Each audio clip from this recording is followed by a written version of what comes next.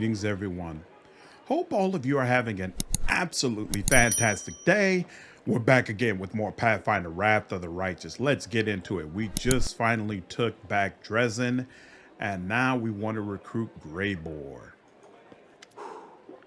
How can I help you? Who are you? Don't you remember our last meeting? The name is Greybor. I'm an assassin for hire. But I suspect you're not here for small talk. Are you in need of my services? We already met in Kennebrins, didn't we? Yes, I had a contract to assassinate a rather overconfident demon named Kylus there. I guess that counts as participation in the siege of Kennebrins. Not that my employer had any interest in the actual outcome of the battle. Come to think of it, the information my client provided me with was almost suspiciously accurate. They seemed to be aware both of the impending attack on Kennebrins and of the fact that Kylus was going to be there. You tried to kill that huge demon at the Battle of Dresden, but you failed. What happened? Yes, that was a failure. It was supposed to be a clean job. An anonymous client, a worthy target, a substantial fee. But the client insisted that I use an enchanted dagger they provided. I was assured that a single hit would be enough to finish the job, but it didn't work as expected. It was a serious blow to my reputation. And my reputation is everything to me. I want to hire you for a dragon hunt. A large adult female? The one that's been snatching people and carrying them off? I've heard about her. That's an impressive target. I can take this job, but only if we do it soon. I'm expecting a new assignment from my regular client, and I'll have to leave as soon as I have the orders. And of course, you should know that this dragon will not come cheaply. 2,500 gold, paid in advance. Give him 2,500 gold coins. I'll pay. Excellent. Let's get down to business. It's no easy thing to take down a dragon when you don't have wings, so you'll need to follow my lead. The best thing would be to catch her by surprise in her lair, but we need to find it first. Of course, since she doesn't leave tracks, that might be tricky, but I think I have a solution. We need to go west of Dresden, to the Grimwood Forest. The dragon's been seen there often. According to the scouts, this is likely because there's still some wild game left in those parts. We'll set up an ambush there. I hope I can rely on your honesty. I understand that on our way to the dragon, there may be other fights or places we need to visit for various reasons. That's to be expected. However, should I see that you are deliberately delaying the contract, or that you're dragging me off to assault some demon citadel instead of going after the dragon, we will have to revise the terms of our agreement. Awesome. I'd like going over to Greybor ASAP because the options that you get in Crusade Management are to some degree determined by which party members you have available. Different party members will provide different perspectives and different options for what you can do. So Greybor and Areelu are two party members you don't get until after Dresden. And I can't remember if Greybor is automatically considered to be added onto your team or if you have to speak to him first. I know Areelu definitely, I have to manually recruit her. But my Lich probably isn't going to use her opinions very much anyway. That's why I'm in no real rush to go out and get her. The boy sitting on the counter looks about 18. He salutes you with dignity, though his eyes scarcely rise from the tavern's ledger. The Knight Commander at my establishment. What an honor. My name is Fikido. I'm the owner of the Half Measure. How should I address you? I ask because some don't like undue familiarity, while others scoff at the tediousness of ceremony and titles. By my title, Knight Commander, or simply Commander. As you wish, Commander. So, what can I do for you? Wine, a meal, a heart-to-heart talk? How is it that such a young lad owns a tavern? Before the siege of Dresden, the Half Measure belonged to a distant relative. I won't bore you with the details of how his family died. Just 3 words: demon worshippers and sacrifice should be enough. Now that the city has been liberated, the authorities in Ayamede's church will be returning what remains to the lawful heirs of the deceased. They take these things seriously in Mgmt. Fi suddenly slaps himself on the forehead. We started talking about the end and I remembered.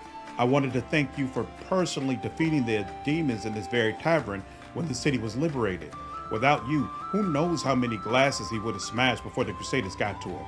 So please accept my thanks from the bottom of my heart. The Half Measure is a strange name for a tavern. Oh, that's a family story.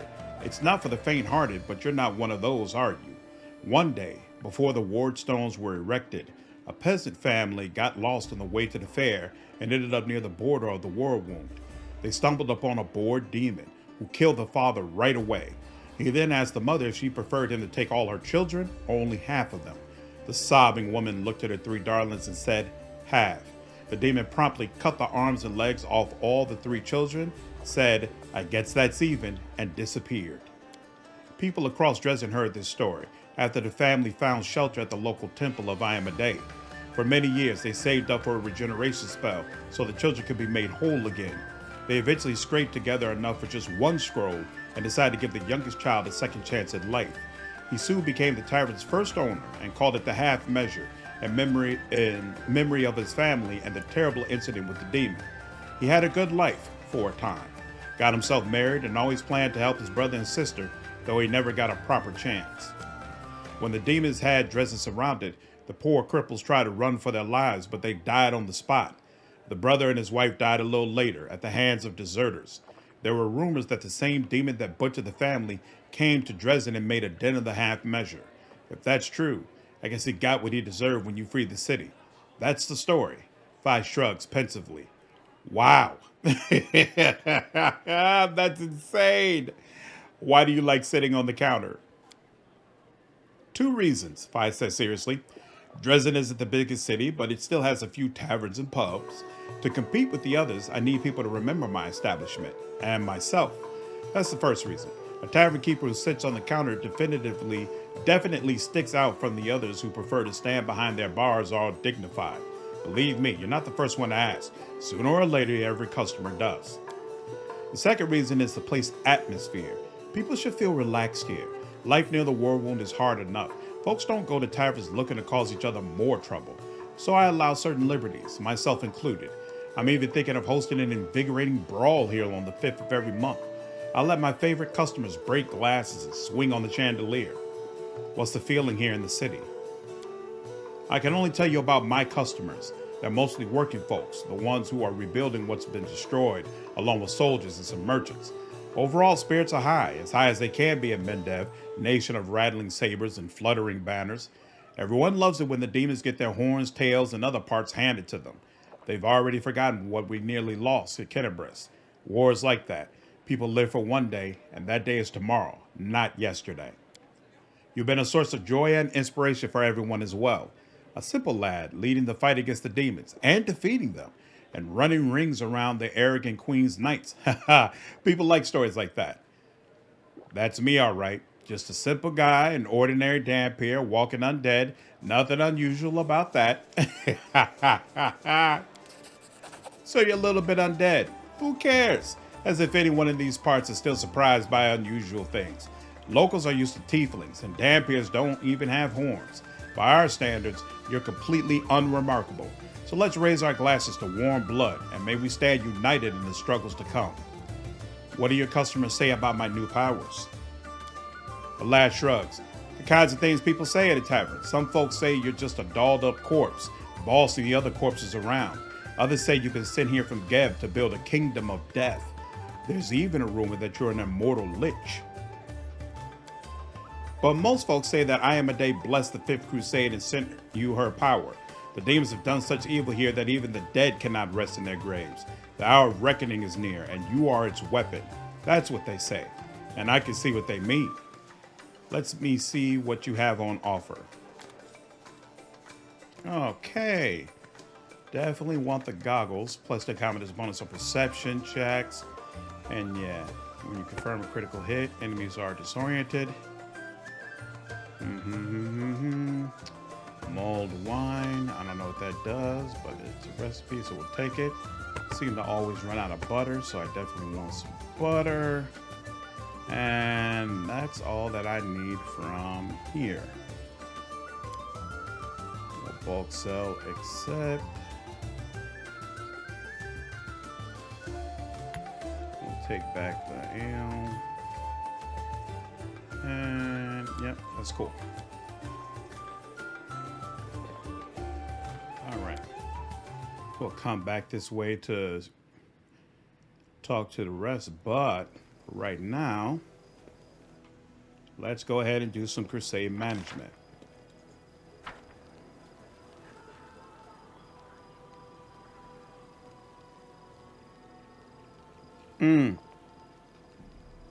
Actually, no, I'm sorry. One other stop before we do that. Let's go to the prison real quick.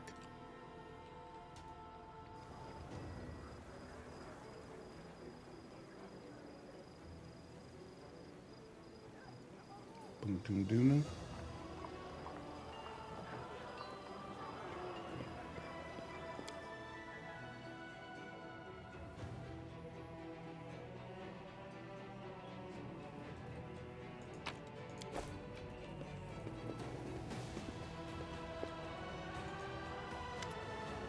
Nurah bares her teeth like a cornered rat. Come to gloat. I need information. Do you? And why would I give it to you? Evil. I have many ways to make you talk. Would you like to experience them for yourself? Or just tell me everything? Nurah sniffles angrily, staring at the floor. Finally, she mumbles. What do you want to know? Who do you work for? The Templars of the Ivory Labyrinth, cultists of Baphomet. Some serve him for rewards, others serve under dire threat. Some fools even think they'll earn transformation into demons. I only serve because it was my chance of revenge. The Grand Master leads the Templars. He is a mysterious figure, said to be more of an ideologue than an actual commander. All the cultists I know answer to a woman named Irabeth. I never saw her myself, but I heard that she is dazzlingly beautiful, and when she speaks, you believe her every word, even if you know that she's lying through her teeth. I have absolutely no idea where to look for her, but I know there's someone much more powerful and dangerous who the common followers never see. Rumor has it, it's Baphomet's flesh and blood daughter. Something like reverence seeps into Nurah's voice. Managa also gave me orders, but I don't think I can tell you anything new about her. You've met her a few times already. Are there any other cultists in the Crusader army besides you? I think so, but everyone I knew about has been caught by the Eagle Watch. Irabeth sent a lot of us to the gallows, but Baphomet will always find new servants. Always. Anyone could be a cultist, even Irabeth herself. You think you could tell your friend from your enemy? Nurah chuckles cruelly. Think again. Who is the leader of Deskari's cultists? Deskari's cultists are dumb meat. They can't hide, only fight, but there are others among them. Adepts of a higher rank, intelligent, dangerous wizards, hiding somewhere in the Worldwound. They are led by Xanthia, the Plagued One. He isn't human. I don't know what he is, but he's not human, that's for sure. They say he doesn't even have a human body, only a mass of insects swarming under his robe. Who was that huge demon that attacked us during the battle? That was a Baylord named Darazand, the leader of those poor creatures who had been ordered to fill the ditches of Dresden with their own bodies and break the walls of the city with their own heads. He had them run drills every day, and every day they had to scrape someone off the ground. You're lucky that dwarf traced them off. Darazan alone could hold off a small army. He'll be back, and all of you here will be as good as dead. I have no more questions for now. Nurah shrugs without saying a word. I need information. I have to go. Nurah scuffs at you. Interesting. Onwards. That didn't go the way I thought it would. Maybe I have to do something else first. Body of Staunton Vane, traitor of the Crusades. Soon. All right. Now let's go ahead and start Crusade management. Boom, boom. Does he get...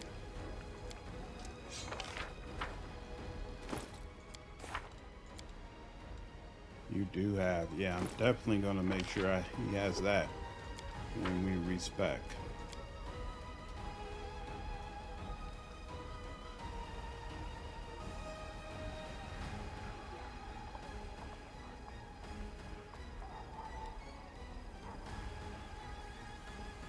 I'm starting to rethink the makeup of this team.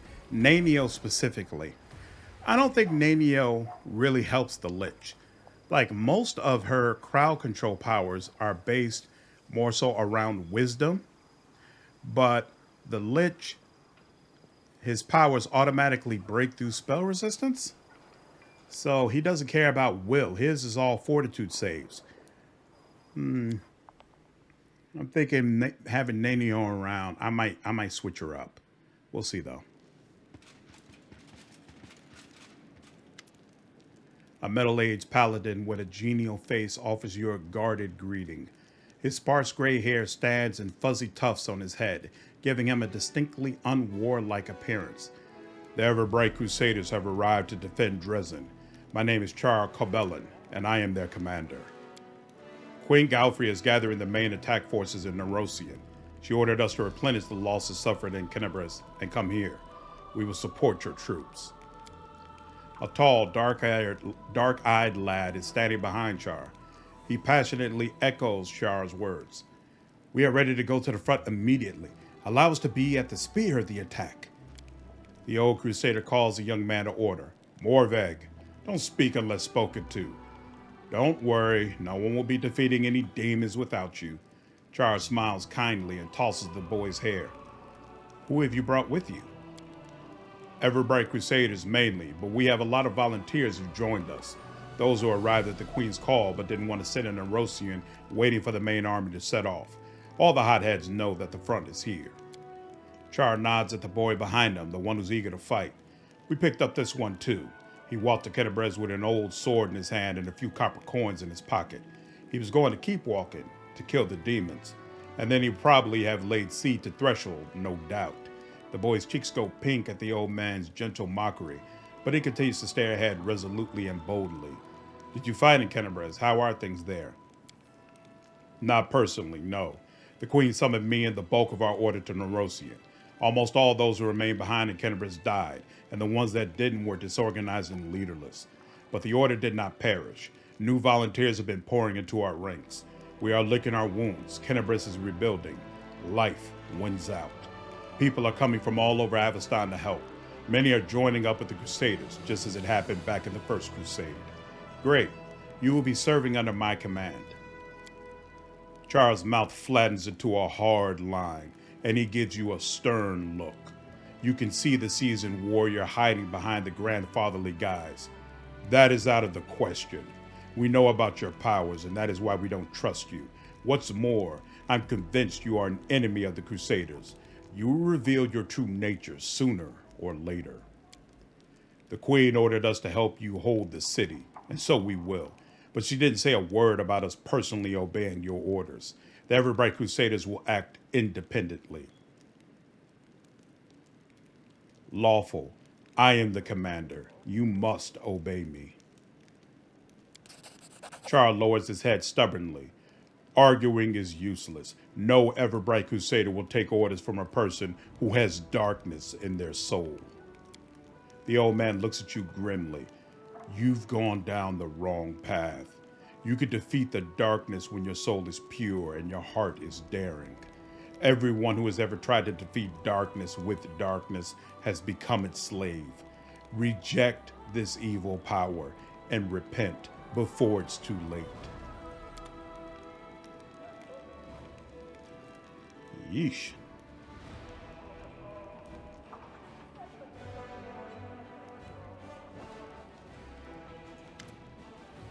Look who it is. Hi. Have you figured out how the demons have been sneaking up on us? Anevia answers with scarcely concealed irritation. No dice. Our scouts crawled all over the area, down every hole. Nothing. The Grey World was completely empty, and then, bam! A whole army popped up like a jack-in-the-box. My only lead is a few scouts who didn't come back from the gorges to the southwest, but we found no sign of secret paths or underground passageways and definitely no route we can use to quietly move a large force through. But I feel it in my gut. There's some evil scum out there. We just have to look harder. Of course, I can send out more scouts, but they might just disappear like the first ones. Why don't you go there yourself and find out what's what? Anevia punches her fist into her palm. You know, I'd like to give that rat Nurah a good shake. How long was she serving the demons, I wonder? I'd bet good silver if I turned her upside down and shook her as hard as I could, something interesting would fall out, not just lice. What do you think of my new powers? Anevia looks at you sadly. There's nothing good about this. The things you've had to do and the fact we're fighting alongside the dead because we'll never pull this off without them. But at least we're moving forward, not falling back like before. I guess it was the only way. Bad times call for bad measures. Did you find out anything about where Monago is now? Anevia shakes her head sharply. Nope, zero, zilch, a whole lot of nothing. The scum melted into thin air. Soldiers saw her jump out the window, run through the square in front of the citadel, and suddenly disappear. We haven't heard anything from her since, and I don't like it. I'm telling you, this is bad. First of all, her kind don't just give up. If we can't see her, it means she's setting a trap for us somewhere we won't expect. I mean, it would be great if the Demon Lords just gobbled her up for all her failures, but I think that's too much to hope for. But that's not the worst part. We have a more interesting question, you know? I wonder how she teleported from the city if by that time you'd already hung the banner. The soldiers are saying it probably wasn't in full force by then, but you and I both know that's dross. She wasn't supposed to be able to teleport, but she did. The question is, how? I have to go. All right, you watch yourself now.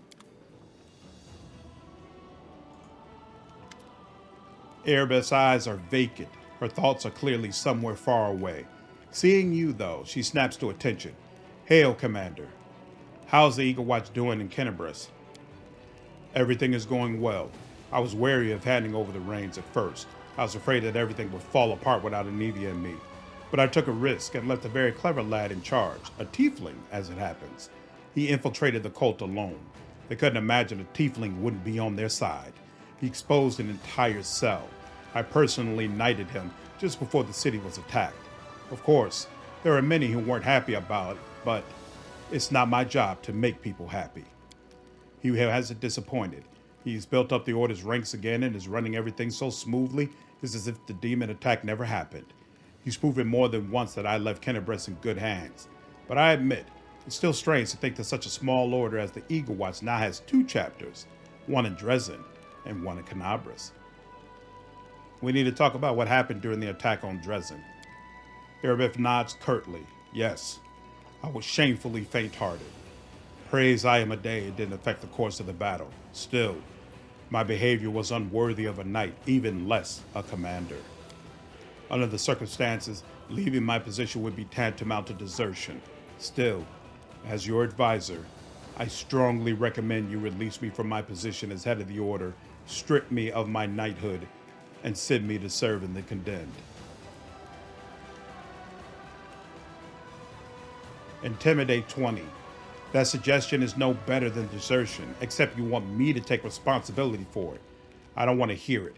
Join the ranks, knight, and fight as you swore to do.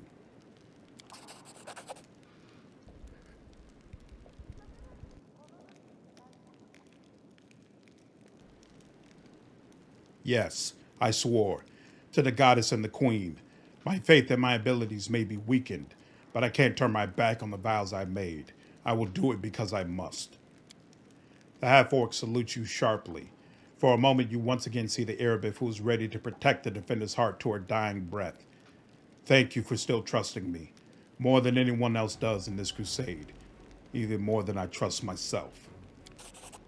Despite your words, Irabeth obviously still feels unworthy of her commander's rank. Changing her mind will require more than platitudes. Perhaps you can bolster her by appointing her to a position where she can work more closely with rank-and-file soldiers, those whose faith in their commander remains undimmed. I have to go. Irabeth says goodbye with a short bow. Okay.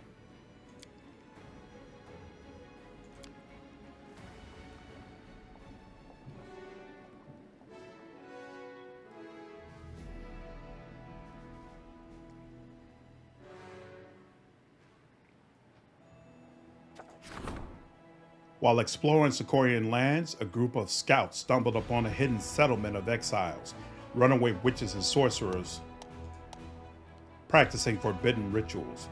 Criminals in their homeland, they did not welcome the commander's soldiers and made it clear that they did not want anyone meddling in their affairs.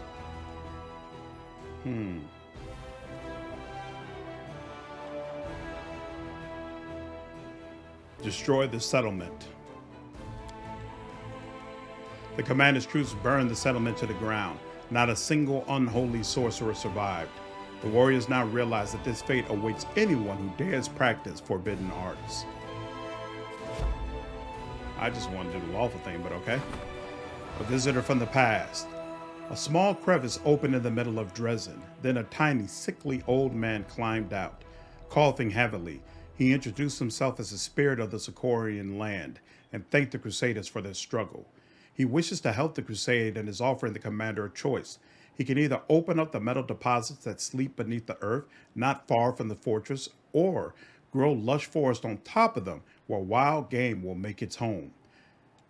Convince the spirit to help you with everything he can. Evil, add 100 material points. All units gain healthy. Plus 1% bonus to maximum HP. Other options are they gain robust or material points income increases for 30 days. Nope, good on all that. We'll take this. The spirit explained that he was suffering from a terrible sickness. The breath of the war wound had poisoned him. He was tired of fighting this blight and thus agreed to spend what little power he had left to aid the Crusaders. With his remaining strength, the old man unsealed the ore deposits in the ground and revived the sparks groves, then vanished. Delighted with the fresh air and praising the spirit's sacrifice, the Crusaders rushed off to hunt and search for ore. A council of officers seasoned in the art of war will help the commander to implement new tactics and diversify his army's ranks with more skilled units. The Crusade depends on the support of Nerosian in foreign countries. The diplomatic council will see to it that no political problems interfere with the regular inflow of gold and recruits to Dresden.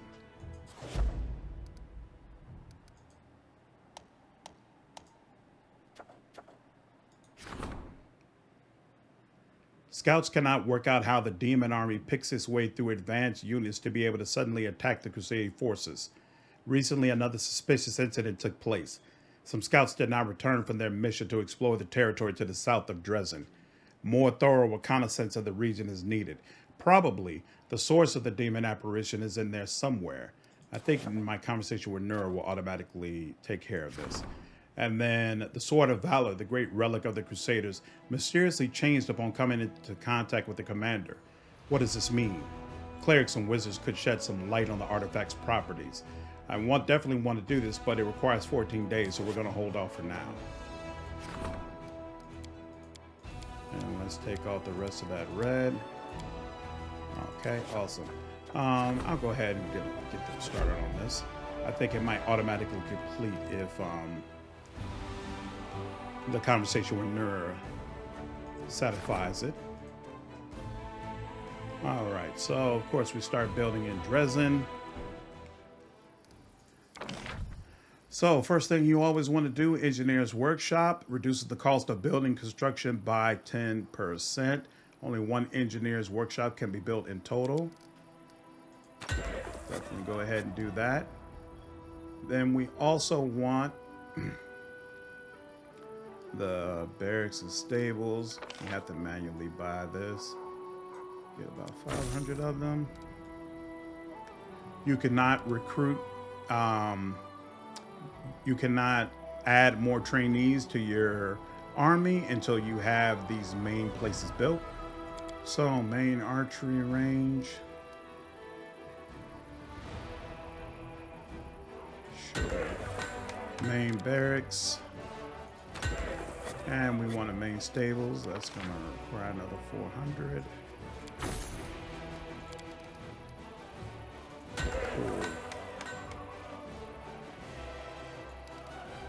Citadel is useless in Dresden. It extends the amount of time that it takes for those demon army scouts to actually take a fort. They're never going to try to take Dresden. They're going to try to take the other forts that you have around it first. Yep. I use energy a lot, so having Alchemist Laboratory definitely makes sense. Supply Center increases materials points income by 3. Only 1 can be built in each fort. Sure. And the infirmary, right? Where's the hospital? 60. So 55. I don't want to go crazy spending all my money. We still got a lot of other things we need, but this is a solid start. We'll let that build up and then we'll come back into it later.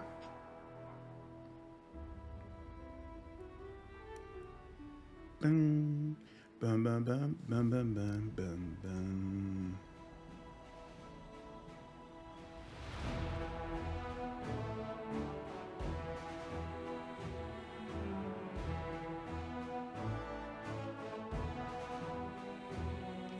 And now let's head back to the prison and see if Nurah has something more interesting to say. Let's move.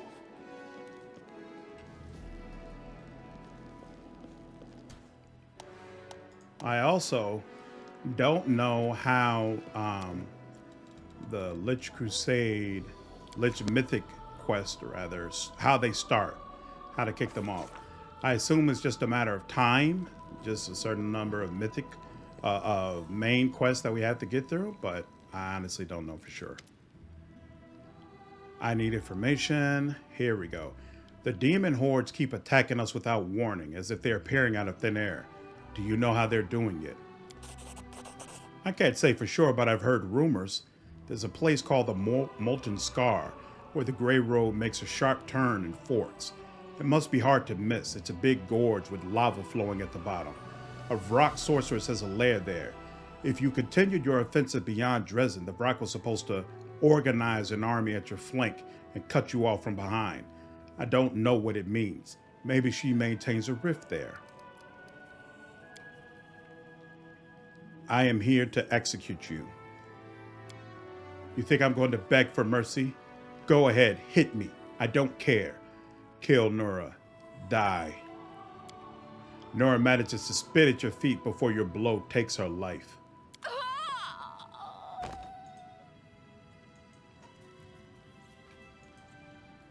Seriously?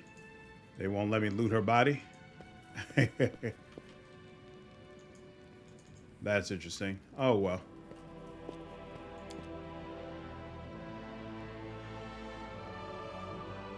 Oh, you know what? I think I'll automatically get a little indicator to loot her body when I try to leave the city. Okay. Now that that's done, we just have to do a general look around of Dresden, talk to all the people, pick up additional quests before we leave.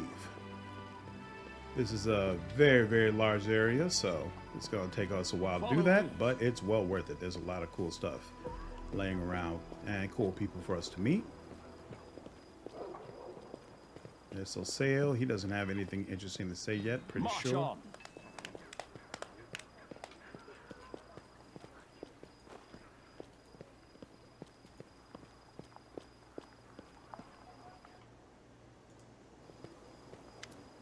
A dark-eyed young man who looks like a typical Kellet greets you politely. He casts a deferential look at Ciar, his mentor standing next to him. A simple straw figure in the shape of a wolf hangs from the boy's neck. How can I help you, Commander? Who are you? My name is Morveg. My family used to live here in Sarkoris. The Worldwound forced us to flee, made us homeless. Most of our clan died of starvation and disease. We've been wandering the river kingdoms, begging, losing people. But we've never forgotten who we were and where we came from. When I heard another crusade had been declared, I came here to fight the demons and claim vengeance for the homeland of my ancestors. Do you dislike me too, like Ciar does? The young boy glances at Ciar for approval, but answers quite resolutely. I dare not argue with Master Ciar, but demons are the worst of all possible evils. I will do anything to defeat them. As long as you fight them, I am on your side, no matter what anyone else says. Ciar interrupts the boy anxiously. Morveg, have you forgotten what I taught you? You don't get any closer to defeating darkness by letting it into your soul. You be surrendering to it, humility and faith in the light. That is what will bring on our triumph. What you're talking about will make us a mob of bloodthirsty killers who can't tell right from wrong, who live only for war and never for peace. What do you think of Ciar? The boy looks at the old man standing next to him with sincere gratitude. He's got a big heart. He picked me up, gave me food and clothes, took me on as an apprentice, although I was no one to him. You know, us vagabonds don't often come across generosity like that. Ciar is kind to me, but my master's nature is too soft. He doesn't understand that it's impossible to keep your soul pure when you fight demons. We Kelets of Sarkoris have learned this bitter truth. We know that any means are justified for fighting demons, but Ciar can't see that we're right. We've paid for the privilege of hindsight with a sea of blood and the loss of our homeland.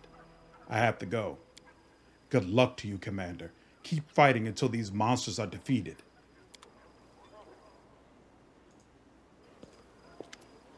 Old Ciar gives you a grim, distrustful look.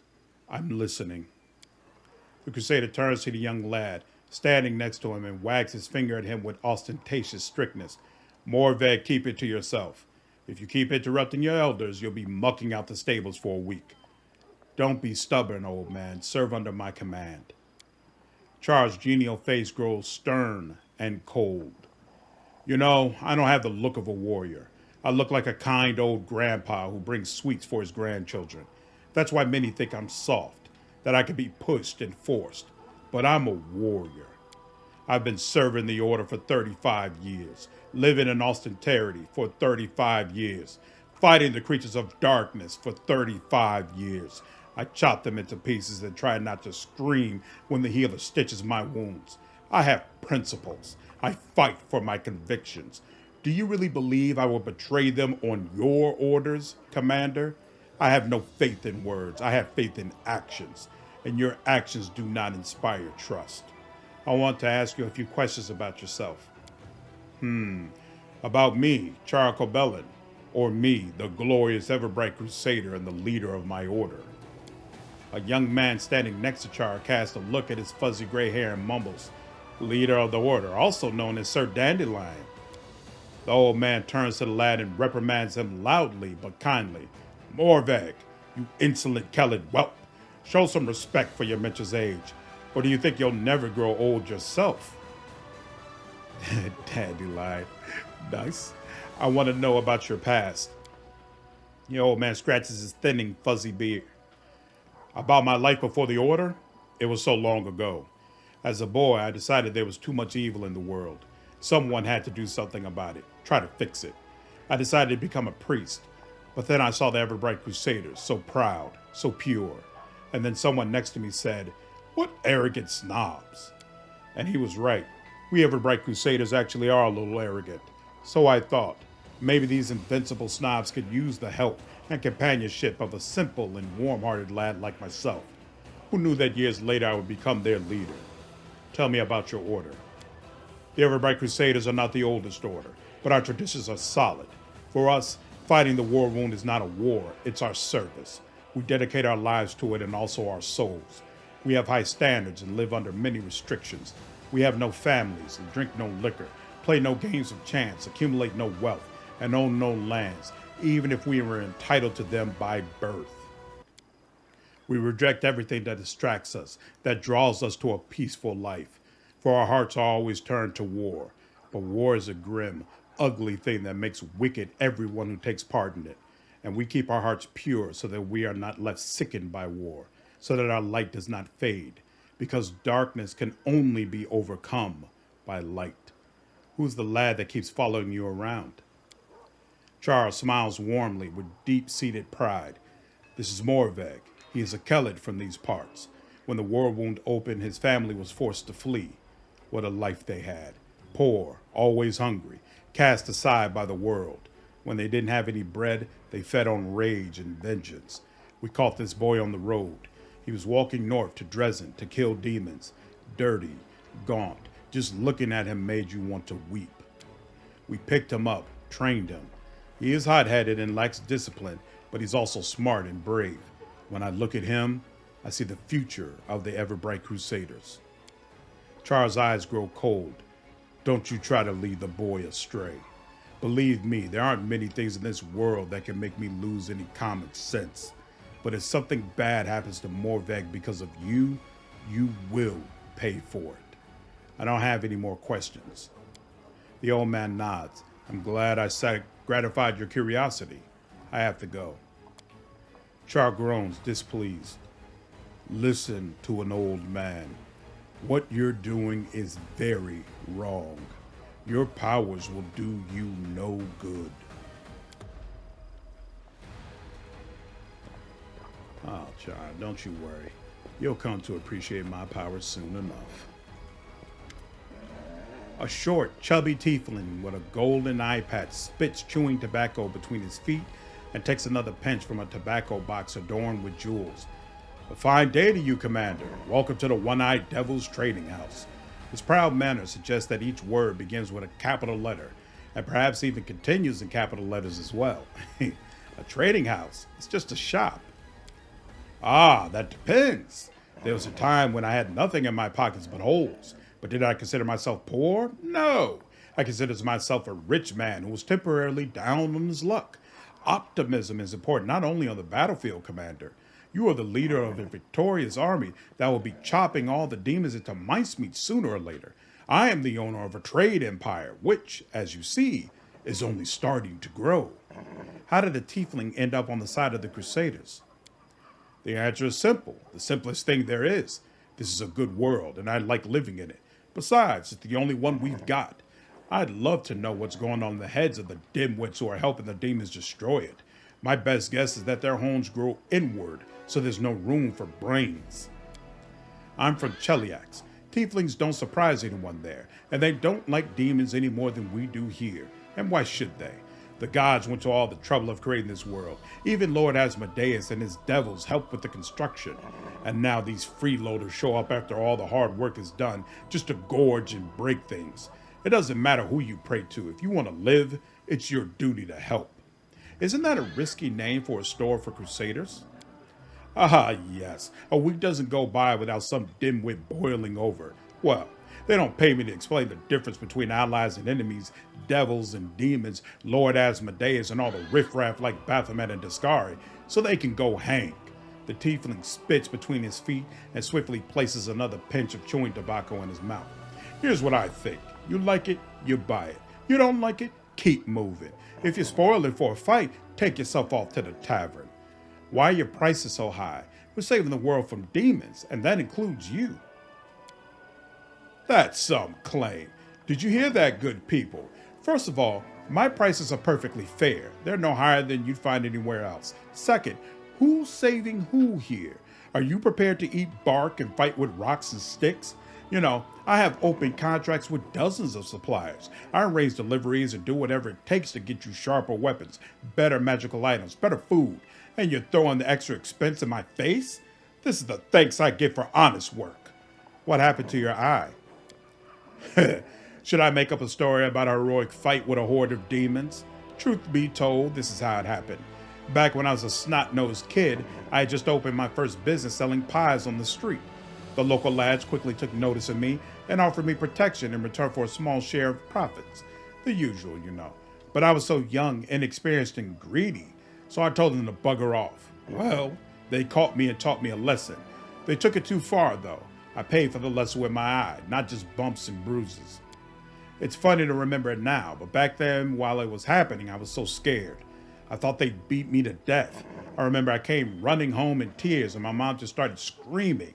I didn't have a clue why, and then I looked in the mirror and saw there were just shreds and mush where one of my eyes should be. I've remembered that lesson all my life. Ever since that day, when I start a business, I find some reliable business partners first. If I had been born in a merchant family, my parents would have warned me about this and about plenty of other things too. But I was a poor lad, so I had to learn everything the hard way. It's a miracle how many times I escaped death by a hair's breadth.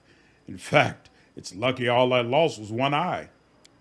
I can afford a new eye now, of course, but you know, I just can't find the time. It will cost a tidy sum, and I don't want to take it out of the earnings. And besides, being the one-eyed devil is a big selling point for me. I'd be a fool to get my eye back, only to have to keep it hidden under a patch. Have you heard about my new powers? What do you make of them? Your powers are nothing but misery and ruin. How does a merchant survive in an undead army? They don't need anything. But it's a good thing, I suppose. At least necromancers always need magic ingredients. I'll have to change my stock before your divine powers bring me to ruin. The tiefling winks at you with his only eye. What you've done is actually pretty brave, dealing with the undead. Many will object, but as long as you keep winning and pushing the demons back into the Worldwound, no one will rise to stop you. Officially. Unofficially, I'm sure they'll eat you alive the instant you let your guard down. At least you don't have to expect attacks from your own guard. You can't bribe a dead man. Show me your wares. I'll take the butter. Headband of alluring charisma. We might need that. Who uses charisma? We might need that when I start redoing the team. I'll have to take another look at that. Holy Rapier 2. Yeah, no. So we might need the headband, but other than that, we're good. I don't know, keeping that. Boom, boom, boom, boom, boom.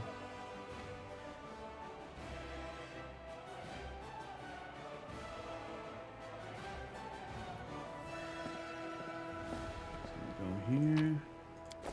Click on that.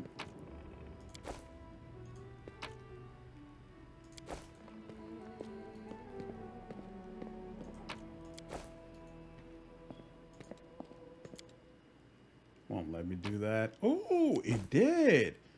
Well, well, well. That's interesting. He doesn't have any trickery, does he? Elemental essence.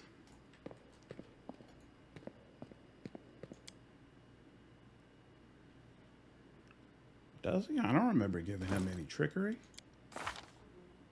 He's got a 4 in trickery. Oh, because of his dexterity, but that's it. Onwards. Interesting.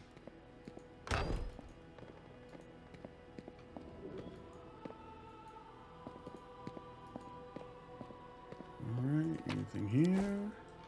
Elemental essence. One old Kellet told this my brothers and me on his deathbed, and then he died, and no one knows but us. I know this is their sacred forest. They prayed in the meadow of the spirits. I've seen this conversation before. I think they're just talking about one of the places you can end up going to as you're traveling around. Congratulations on taking Dresden, Commander. It's a great victory, though you paid for it with much blood. Its smell still hangs in the air. I remember the smell well. The last time the air reeked like this was the most horrible day of my life. That day, I nearly caught the Spinner of Nightmares. Tell me about how you almost caught the Spinner of Nightmares. Hilor's gaze grows heavy. It was 6 months ago. We got a lead where to look for. A lonely inn along the road. We arrived disguised as travelers. I never took off the Eye of Truth for a moment. Hilor carefully takes out and wipes his magical monocle. We quickly identified her cronies, but the Spinner of Nightmares was nowhere to be found. I lost hope and gave the order to arrest the cultists. We managed it quickly and without any losses. The Spinner of Nightmares appeared on the stage where passing bards were performing. She sang a funny little children's song, and the guests of the inn went mad. Their eyes turned bloodshot, and they attacked us in a rage. They grabbed whatever came to hand and tried to kill us. Stools, forks, their bare hands, and even their teeth. We were forced to defend ourselves. When it was over, we were covered in blood. 31 butchered corpses lay at our feet. They wouldn't stop fighting even after their guts were dragging across the floor. The air reeked of blood, guts, and shite. I was barely able to clamber out. My legs refused to walk across that slimy muck. Once I made it outside, there was only the night and the steppe, and her laughter. The delighted, mocking laughter of a child who pulled off a prank. It arced from horizon to horizon. As it echoed in my mind, I lost consciousness and fell to the ground. Hilor's story ends with a helpless sigh. The Pathfinder massages his eyes with his fingers, as if trying to push away the horrific images he envisions. I have to go. Good luck. Watch your back. Only trust your closest friends. The enemy is cunning and treacherous.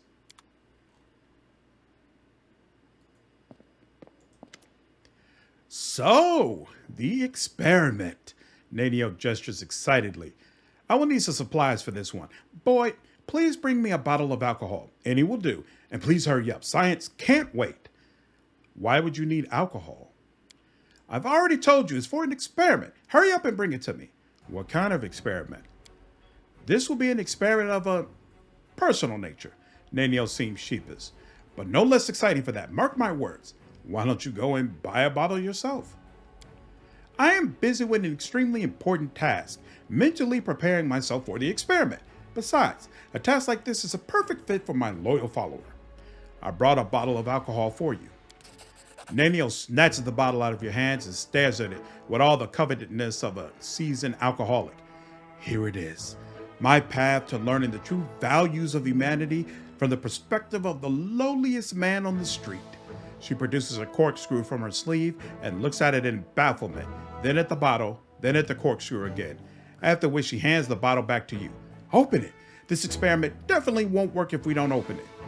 Do you always carry a corkscrew up your sleeve? Don't be preposterous, but I am always meticulous when it comes to preparing for my experiments. I plan for every eventuality. Nenio sighs. All right, I admit it, that's not true, but I have truly prepared for this particular experiment. What is this experiment going to be about? I'm taking a huge risk with this experiment.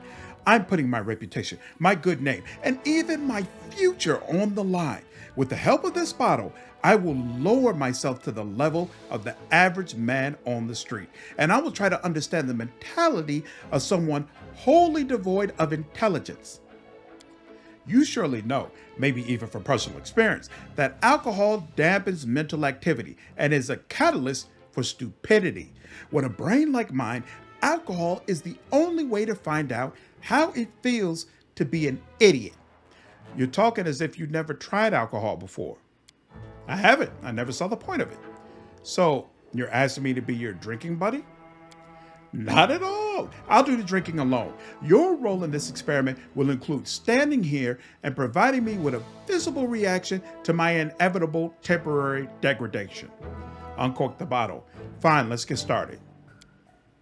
Well, let's begin. With the steely resolve of a warrior going to his last battle, Nenio takes a big gulp, straight from the bottle. Ack! What? Ugh! That's disgusting! After she overcomes the urge to vomit, she looks at you with teary eyes. How do you all drink this? I am doing this for the sake of science! Another gulp. That should be enough. Ugh. Now, am I stupid yet? Quick, ask me about something smart. Knowledge Arcana check passed. How many arcane schools are there? 8, of course. Transmutation, abjuration, enchantment, illusion, and so on. By the way, did you know that there's one more so-called universal or common pseudo school? And the disputes about the status of this school are capable of turning a quiet old university professor into a growling, spitting barbarian? It would appear I'm not drunk enough yet. Nenio takes another swig from the bottle. Right. It seems to be working. Now, I need to come up with an idea right now. I usually have a ton of ideas. Let's see now. Deskari and Baphomet. Their anti-Crusader alliance is not effective enough. They need to unite their forces on the physical level. Baphomet needs to mount Deskari and ride him into battle. 2 in 1. Yes, the experiment was successful. I am definitely drunk. She takes another gulp from the bottle to further confirm her condition. So how does it feel to be drunk for the first time in your life from a scientific point of view? Terrific. I have definitely become more stupid. More than that, I am as dumb as a box of rocks, and right now I don't give a rat's ass about science. Wait, I think I've got it. That's how men on the street see science. They don't give a rat's ass about it. Who cares how many arcane schools were recognized by some Absalom professors? Arcane schools are over there, Nenio says with a vague wave of her hand, whereas the bottle is right here, where it belongs. I hope you're satisfied now. Incredible. My intellect never stood a chance in this battle with alcohol. And what is most striking, This fact doesn't bother me at all. It feels like all the thoughts in my head just went poof and disappeared. My thirst for knowledge, my desire to prove myself, they're all gone. My mind is so calm, it's actually a little frightening. I simply must describe this condition for my encyclopedia, but I'll get to that later. I just don't feel like it right now. You're not going to drink like a fish from now on, are you? What? Of course not. How could you think that about me? Me, the greatest scientist of modern times. Nenio stares at you blearily. Fine, maybe. A little bit. Sometimes. No more than once a year, and only if no one sees me. I've got a reputation to maintain. Congratulations, I guess? Now what? That's it for now. The experiment was a success. Just a moment, Nenio stares at you with glazed eyes, shakes her head, and exhales loudly. When she meets your gaze again, her eyes are crystal clear. All right, I'm fine now. What was that? What was what? A moment ago you were drunk as a skunk, and now all of a sudden you're stone cold sober. Is that so? Nenio looks at the bottle in her hand, thoughtfully licks her lips, and nods. It seems that is indeed what happened. Clearly, I decided to forget the incident entirely because I no longer need this information. What I need now is to write an article for the encyclopedia about the influence that alcohol has on an individual's mind. So you can simply forget you were drunk and sober up? Just like that? I have simply blocked the deleterious effects of alcohol from my mind. To put it in basic terms, I just forgot I'd consumed alcohol. The mechanism is similar to the one that I use to get rid of irrelevant memories. It's not overly complicated if you know how to do it. Your abilities are just amazing. What? What were we talking about? All right, happy I can help. On behalf of future generations, I formally thank you for your assistance in this momentous experiment. Now, I have time to answer your questions. Come on, ask away. So, you are a kitsune. Nenio tosses you a skeptical look. Stating the obvious does you no credit. How does it feel to suddenly remember that you belong to another race? It is slightly unusual, no more than that. Knowing this fact would not help me write the encyclopedia. Therefore, it is useless. Therefore, I was right to forget it. And to forestall your next question, no. For now, I'm not planning to forget that I am a kitsune. My abilities can help you, my loyal follower, in your fight against... Whom are we fighting again? Right, the demons. Nenio gives you a magnanimous look. See how much I appreciate your assistance, boy? I'll stop torturing you with questions for now. What were we talking about? Are you sure you really want to meet the mysterious entity we know nothing about? I am sure. I am convinced. Think about all the knowledge in there, in the emptiness. It seems to me that this event is certain to be my triumph, the experiment of the century. No, of the millennium. She looks away. Or maybe it will become my downfall, a complete fiasco. Here's the deal. If the mysterious entity decides to gobble me up, run as fast as you can while it's distracted. Tell all of Golarion about the heroic death of its greatest daughter. Tell them she perished, but that she never strayed from the thorny road to knowledge. Nenio sniffs and wipes a tear from her eye. I have to go. Awesome. All right. Hope all of you enjoyed the video today. If you did, please leave me a like down below, share this video, and subscribe to the channel if you haven't already. I will see you all in the next video. Take care.